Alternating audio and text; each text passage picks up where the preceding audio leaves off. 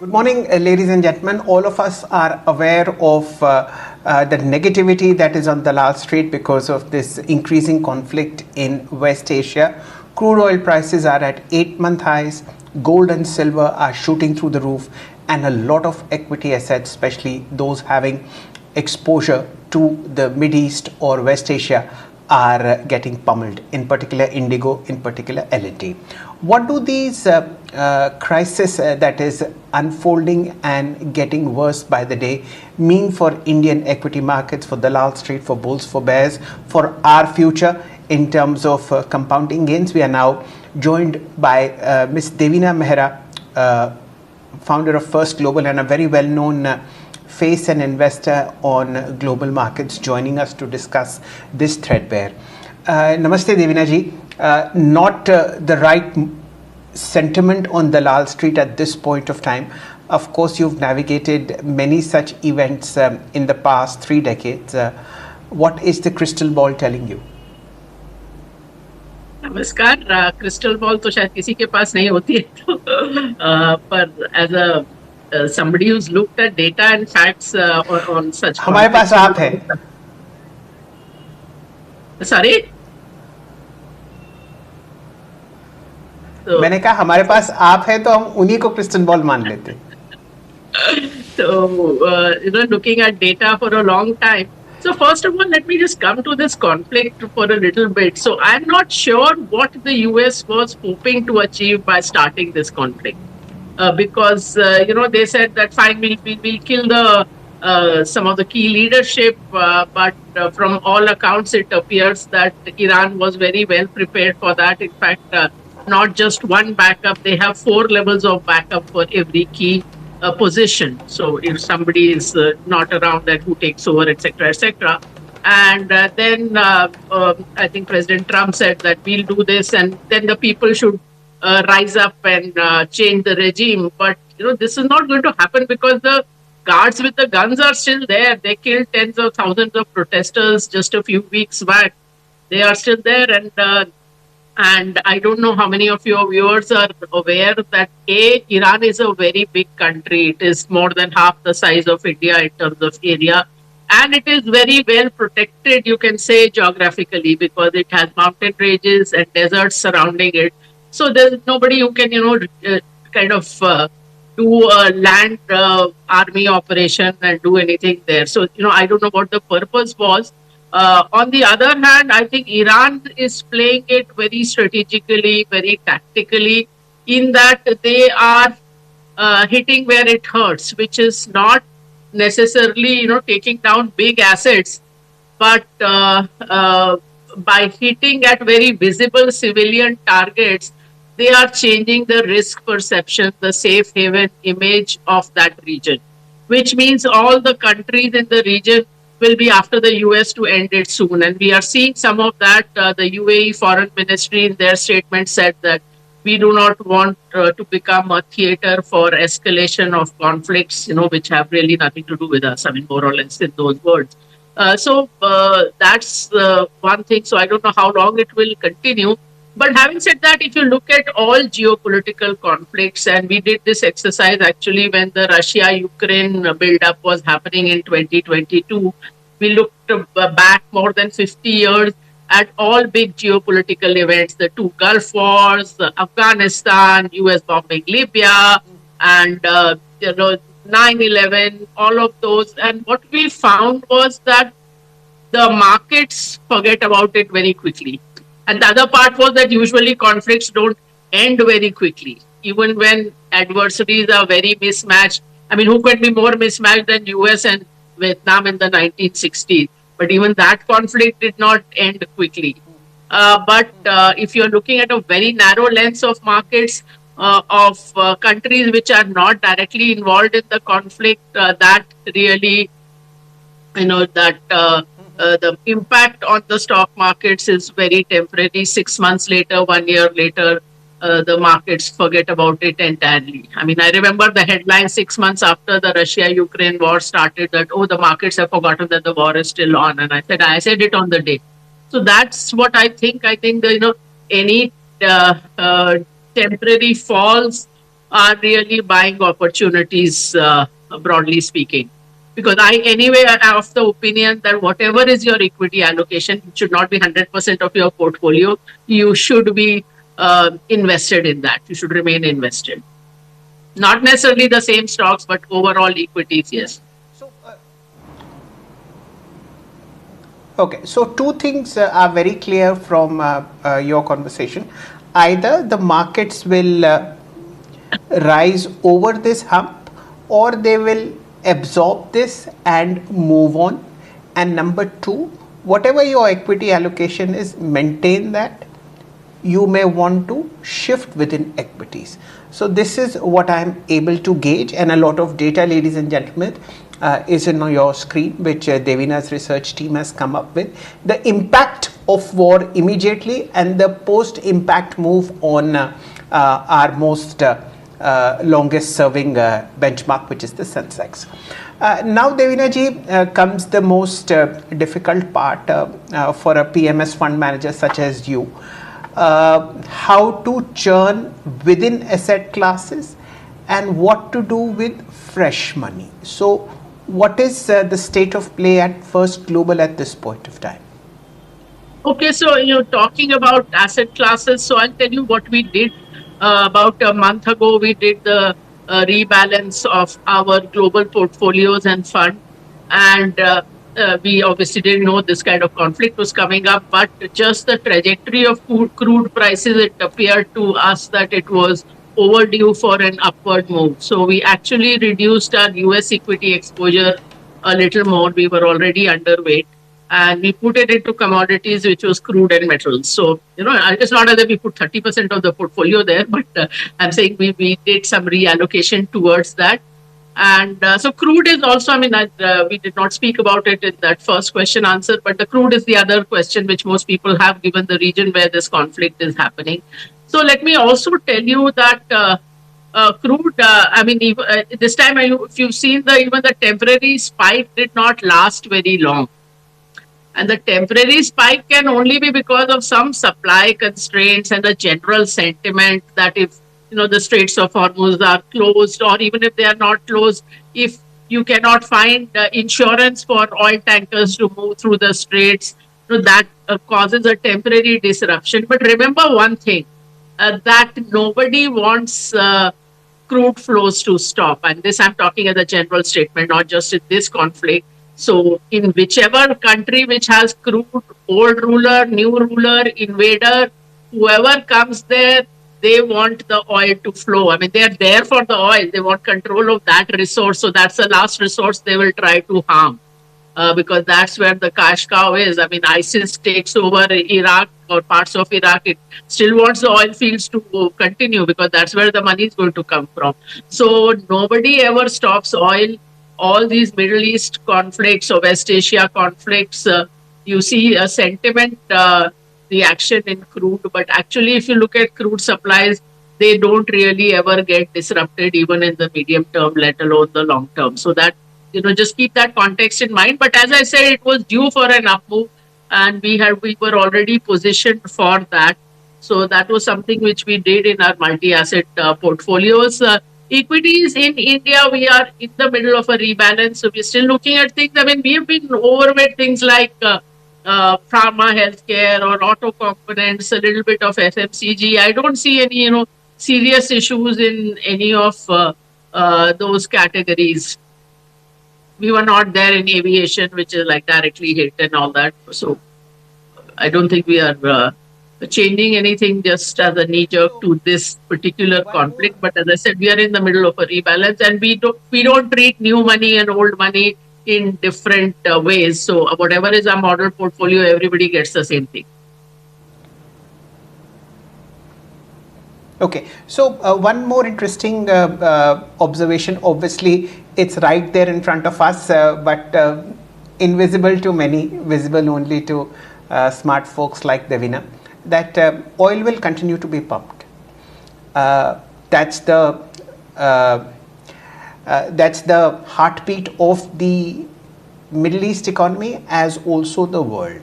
So whatever we keep on hearing about Straits of Hormuz being blocked or oil fields being hit. Let us see how much of that really happens. But the bottom line is oil has never stopped flowing. Let's hope it continues this time as well. Devina ji, one question on this rebalancing that First Global does. Is this a monthly event, a quarterly event? How does what's the calendar for the rebalancing?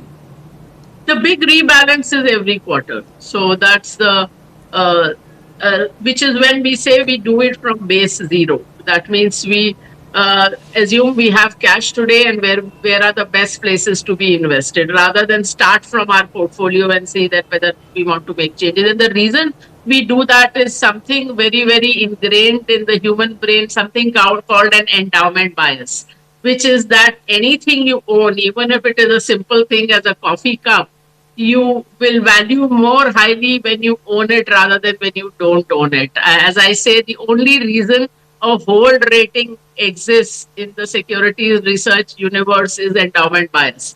Because theoretically speaking, if you will not buy something today, there's absolutely no reason why you should be holding it.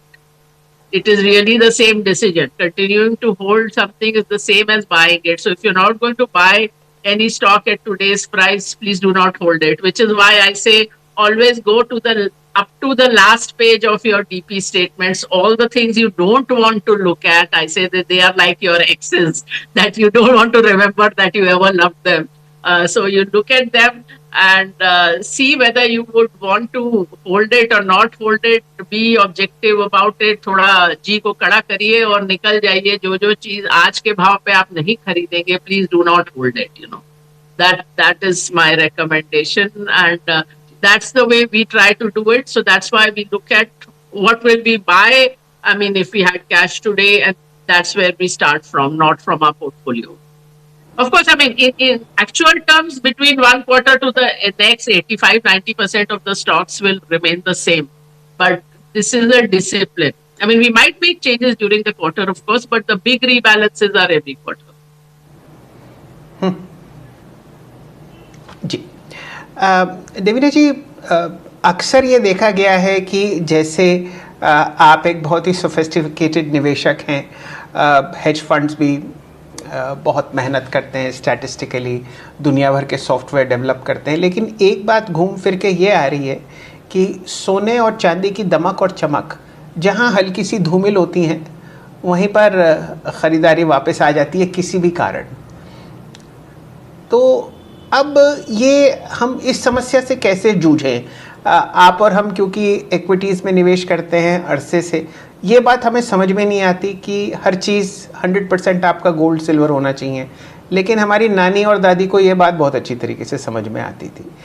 अब इस समस्या का क्या हल निकाला जाए? Gold आपको भी पता है, मेरे को भी पता है, ये रिकॉर्ड हाई पे जाएगा. चांदी में थोड़ा समय लगेगा, लेकिन किया क्या जाए? क्या 25-30% से ज़्यादा पोर्टफोलियो प्रेशियस मेटल्स में हो, जिस हिसाब से हम दिक्कतों का सामना कर रहे हैं? मेरा ये मानना नहीं है. So in whether it is an India multi-asset portfolio or a global multi-asset portfolio, we always have allocation in precious metals. So gold and silver we always have, but that is a single digit allocation. और आपने हमारी दादी नानी की बात की, तो वो गलत नहीं थी सोना खरीदने में, और वो बताती हूँ क्यों. और एक तरह से आप बोलिए तो हर धनतेरस वो SIP कर रही थी सोने में, तो वो ठीक था. बिकॉज उस समय आप बाहर निवेश नहीं कर सकते थे, वो अलाउड नहीं था. तो this was the only hard currency asset you could buy. Now that is not the case. Now you can invest overseas. और आप सोने का अगर डॉलर का चार्ट देखें, लेटर से 50 साल का चार्ट देखें, तो अभी हाल फिलहाल में था कि सोने ने 1979 के बाद ऐसी रैली देखी है. तो मैंने कहा उसके आगे भी जाके देख लीजिए ना क्या हुआ. तो 1980 में gold made a high. It did not cross that high for 27 long years. तो ऐसा किसी ने लिख के नहीं दिया कि gold is a safe haven and price ऊपर ही ऊपर जाएगा. 27 years it took to cross, and nearly 2 decades later in 1999 it was still down 60% from the 1980 high. No, that is how unsafe you can say gold can be. And this was not an aberration. After 2007, the next high it made, it retraced, it fell 40% from there. So that is what gold is. Gold is, in fact, if you calculate the volatility, and maybe because it's a single asset and not a basket, it is more volatile than a dollar equity index. That's the data on gold. In rupees, the chart looks fine simply because it is a rupee depreciation chart. And as I often say, when I started working, the dollar was 12 rupees. In less than a career, you've seen a 90% depreciation. So any dollar asset will look good. So the takeaway from this is that you must invest in global assets, but not everything in gold. I saw that January number, I haven't seen the February number, that inflows into gold ETFs and funds in India were higher than equity inflows. And I actually posted a caricature of somebody driving looking backwards. So do you drive looking at the road that has gone by? या आप सामने देखते हो कि कौन सा dangers है, कौन सी opportunities हैं. It is very dangerous to drive looking backwards. I can tell you that. And this is actually, if you do the numbers, you will find that if you systematically invest in whatever has done well of late, whether it is sectors, whether it is asset classes, whether it is countries, or even investment strategies, you will systematically underperform. So, जो बस और train निकल गई है, उसमें चढ़ने की कोशिश मत करिए. मौके और भी आते हैं. As Richard Branson said, opportunities are like buses. There's always another one coming along. So, have gold and silver in your asset allocation bottom line, but, it should not be 25-30% of your allocation or more. Okay, so single digit 9%. That's fine with you? That's fine, yeah. I mean, we are somewhat lower than that now, but that's fine. Okay, fine.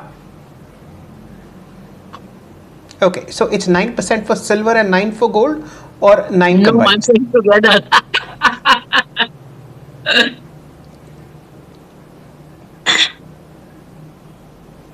Okay. Let me just play the devil's advocate here. You talk about a 30-year issue with gold, in which next to no returns came, and those who did their annual SIP on Dhanteras are very happy either with their gold jewelry or with the gold price, depending upon where you invested. Is it possible, Devina ji, that the 30-year period of gold's underperformance might have ended and you might see a decade, 15 years of gold outperformance?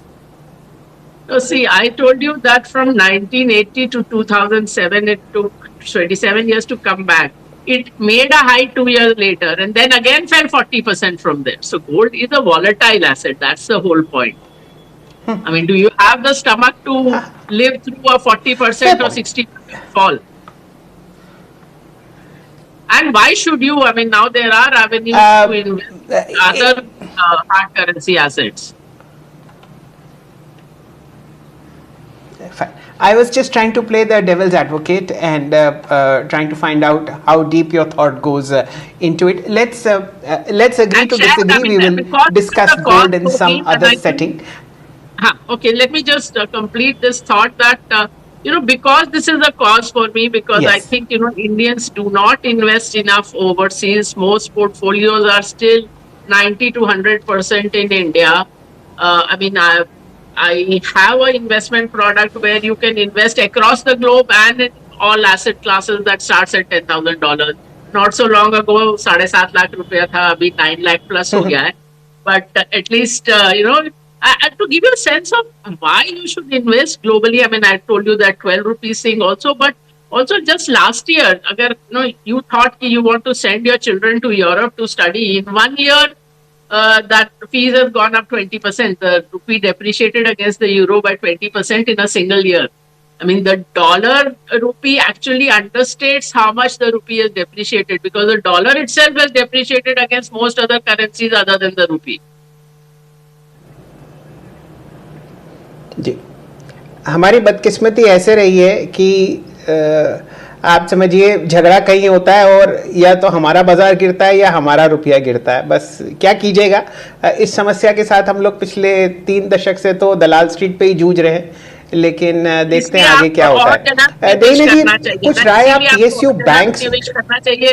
Bharat की जो जी market जी। Capitalisation है, हाँ, पूरे विश्व की market capitalisation की 5% भी नहीं है। तो why should all your money be in a जी मार्केट जी। This small just because you were born there? Now you have opportunities, please avail of those opportunities. तो वो जो पीएमएस का टिकट साइज 50 लाख से आपने कम करके 9 लाख रुपए या 8 साढ़े 9 लाख रुपए किया है इस पर्टिकुलर प्रोडक्ट के लिए, बस वो सेबी की तरफ से थोड़ी हरी झंडी आ जाए और इसको 5-1 लाख PMS नहीं है, रुपए this कर is दें, तो not हम लोग फिर technically a अपने निवेशकों PMS, को, but दर्शकों this को is not. बताएं। It is not technically a जी PMS, but we will guide you on how to invest. जी। We have a fund, but there the ticket size is larger because that's a regulatory minimum. But this we can yes advise you on how to invest absolutely. Okay and do it, basically. fine. Let us shift focus to what's happening in two sectors. One, PSU banks riding very high on cleaner balance sheets, cleaner capital, higher credit growth, good set of earnings, and possibly the end of the interest rate cut cycle. A view on PSU banks, and at the same breath, IT thrashed beyond belief. What are your statistical tools telling you? Is this the time to get back into the pain and studied indifference that the market has towards Indian IT? Okay, first of all, PSU banks, we had been adding to them from beginning of 25. So a little over a year ago is when we started adding PSU banks. And later in the year, of course, we added some non-PSU banks also. Even now, we are not overweight banking overall, but we hold more than what we usually do. और मुझे जैसे कई लोग बोलते हैं कि आपका तो तकिया कलाम है कि I am nervous investor in banks.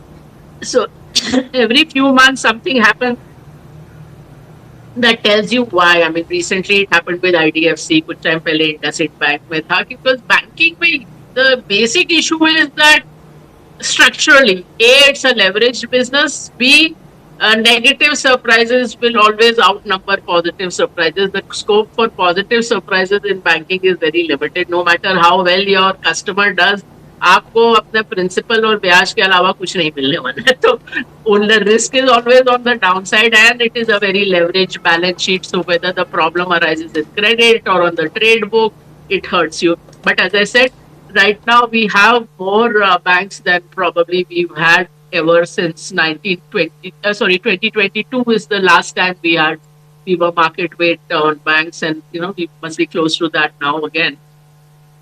So that's something we've added. For now, we hold it. I don't know after our next rebalance whether how that will be. And IT, I mean, I'm not one of those who's writing the obituary of Indian IT because ultimately, what might, of course, happen is that they may employ fewer people or not increase headcount much. Though, I mean, IT, if you look at from pre-COVID to now, the headcount has increased quite substantially. So it's not, really being such a sluggish growth in employees. But if NASSCOM is expecting what they call a J curve, that for some time employment might reduce and then go up again.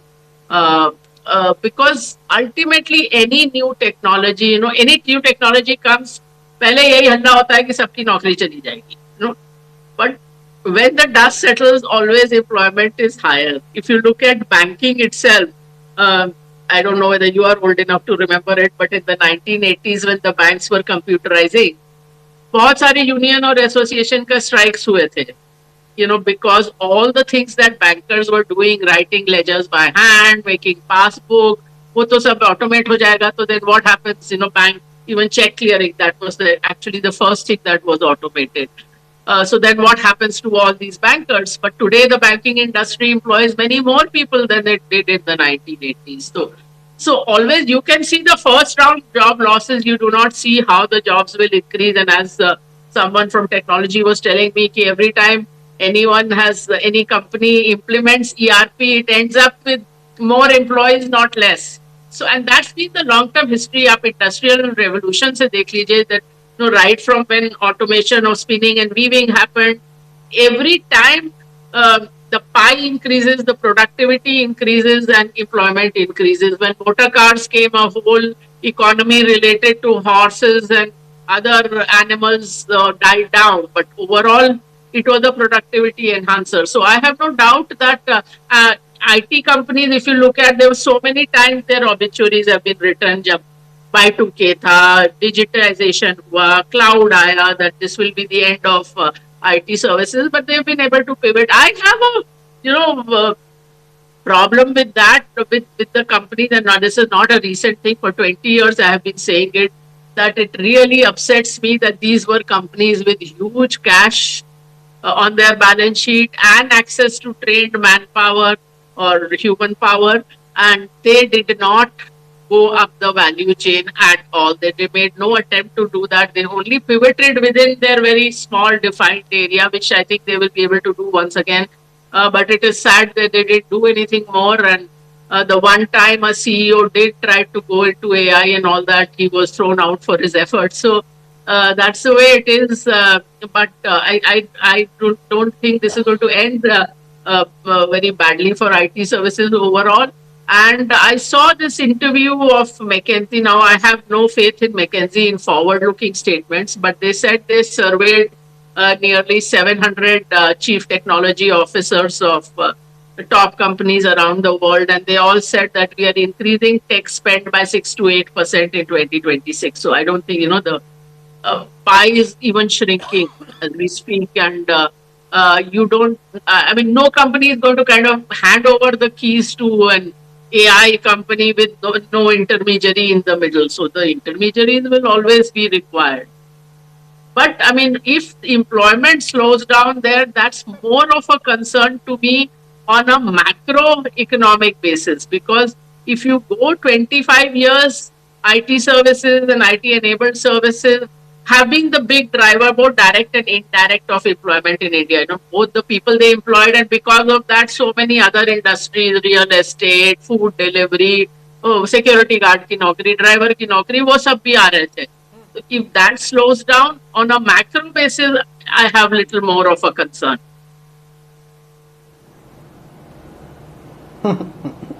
On that note, Devina ji, as always, it's such an interesting time to talk to you. Even though we are going through some of the most trying days that we have seen in the markets, but as they say, and as we have seen, this too shall pass, and we will come out stronger. Thank you for your time, and we hope to meet in person very soon. Thank you.